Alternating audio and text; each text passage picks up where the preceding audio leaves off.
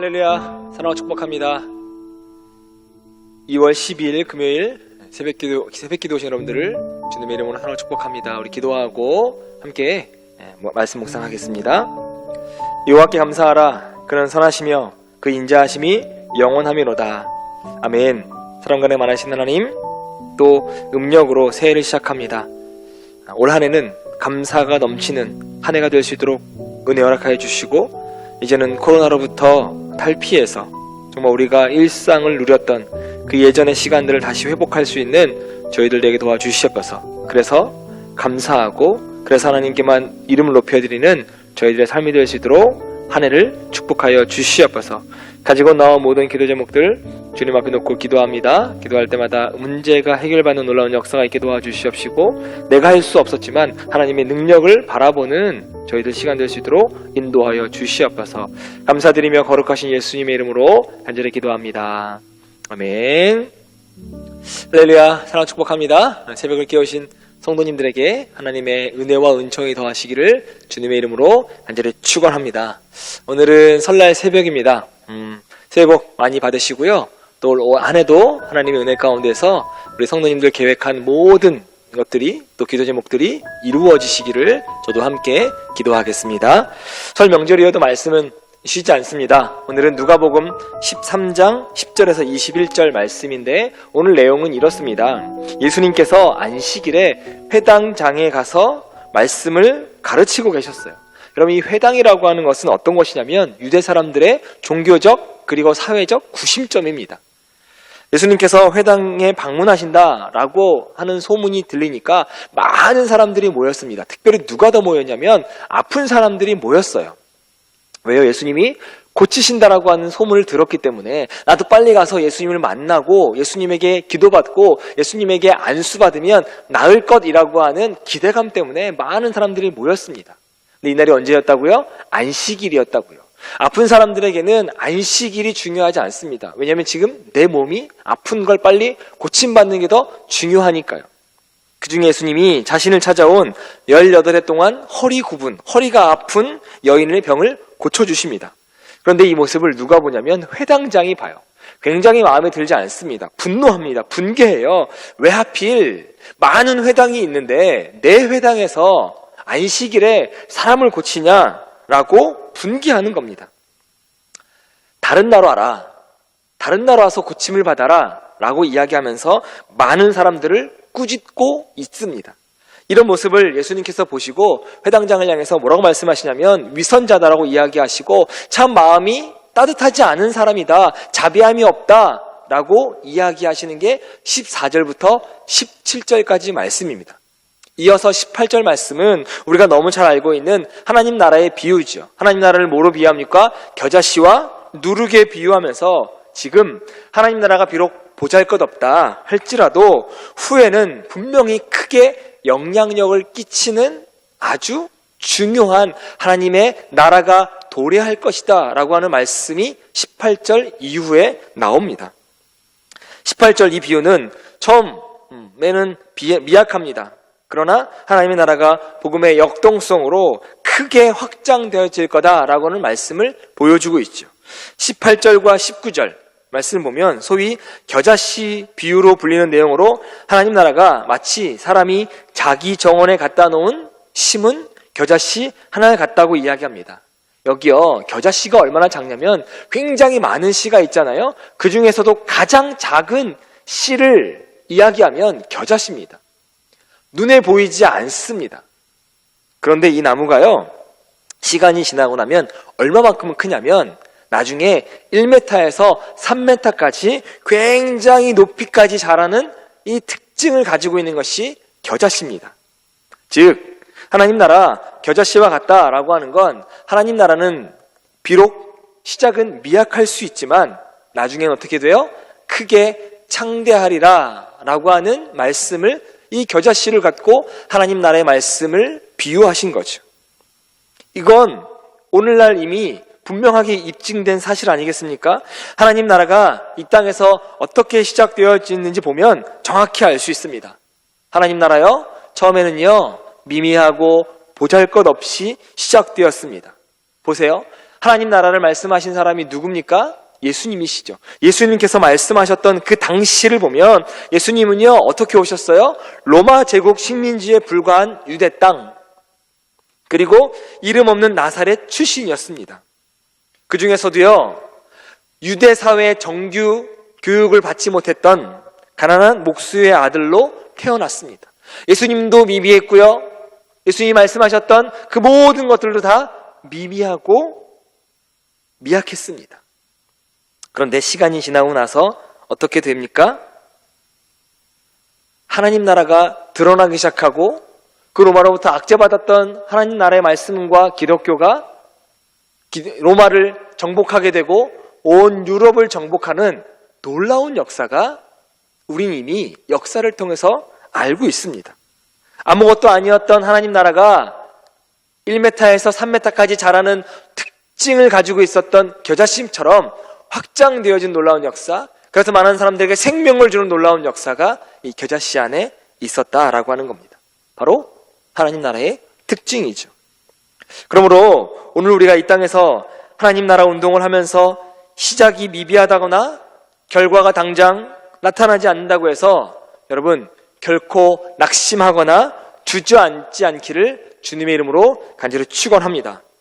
또한 우리를 둘러싼 세상과 사탄의 세력이 아무리 거대하게 보일지라도 그건 분명히 다시금 미비하게 미약하게 가는 세력일 수밖에 없고요, 하나님 나라는 비록 지금 미비하고 작고 보잘것없다 할지라도 우리가 기도하고 성령이 역사하시면, 그래서 운동력이 커지면 분명히 하나님 나라는 확장되어지고 큰 놀라운 역사를 경험하게 될 줄 믿습니다.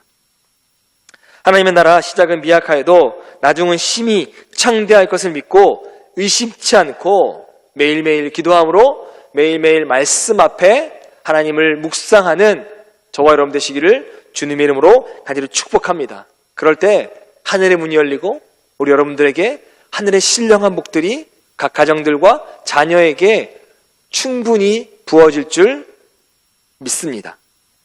오늘 구정인데요, 구정이 전 참 좋은 것 같습니다.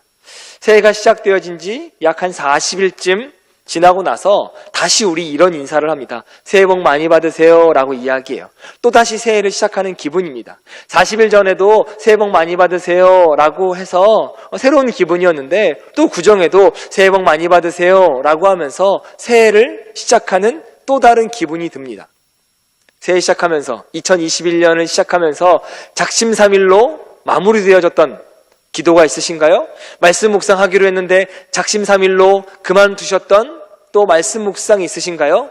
다시 우리에게 새해가 주어졌습니다. 다시 우리에게 기회가 주어졌습니다.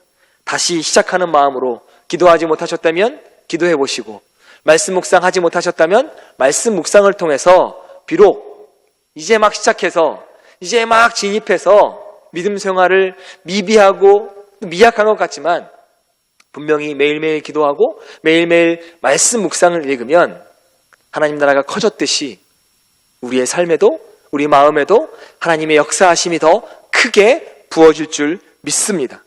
지금 비록 변화가 없을지라도 여러분 끝까지 기도하시고 끝까지 하나님만 의지하시고 끝까지 말씀 묵상을 통해서 여자씨가 아주 높이 자랐듯이 우리의 마음과 우리의 믿음이 또 하나님을 향한 신뢰함이 높이 높이 올라가서 하늘 끝까지 올라가시기를 주님의 이름으로 간절히 축복합니다.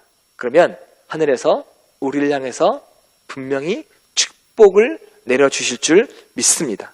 다시 시작하는 설 명절 되시기를 바랍니다.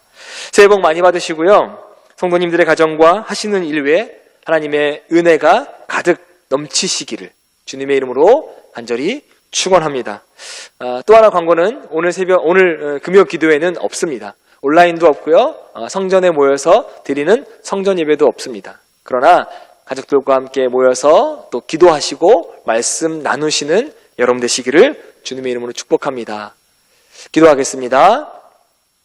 사랑과 은혜가 많으신 하나님, 기도하기로 했는데 또 말씀 묵상하기로 했는데 내 삶에 아무 변화가 일어나지 않아서 이제 그만해야 되겠다, 이제 포기해야 되겠다 라고 생각했던 성도님들이 있다면 겨자씨를 기억하면서 훗날 아주 높이 높이 올라갔던 그 겨자씨를 기억하면서 열매를 많이 맺는 겨자씨를 기억하면서 오늘도 기도하고 오늘도 말씀 묵상하고 오늘도 하나님만 의지하고 신뢰하는 사랑하는 약대의 모든 성도님들 되게 도와주시옵소서. 설 명절에도 이렇게 쉬지 않고 기도하는 사랑하는 모든 성도님들을 축복하여 주시옵소서.